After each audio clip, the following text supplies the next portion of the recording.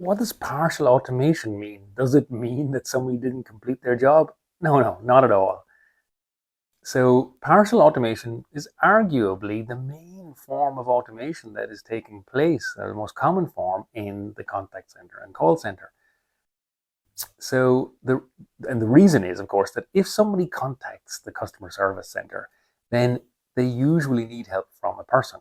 Yeah, there are some routine tasks that agents do that could be fully automated, but in many cases, the business needs a human agent to do the job because it's difficult, or the customer needs a human agent to help them. So in those cases, it's unlikely or it could be very difficult to achieve full automation, at least initially. Now, to make it really concrete, let me give you some examples of partial automations. So typically when a call comes in, it goes through a small IVR, like press 1 for this and 2 for that kind of thing.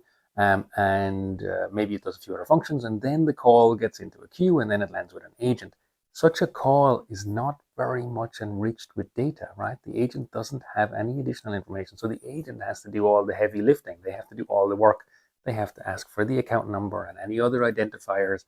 They have to ask the security questions. They have to figure out what it is that the customer wants. And then after doing all that, they still have to actually solve the problem.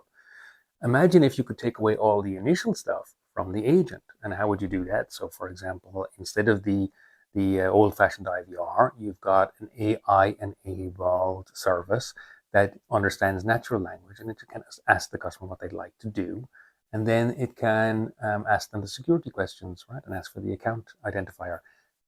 Then all that first stuff is gone. That's a lot of stuff. That's like often 45 seconds to as far as 2 minutes of agent time.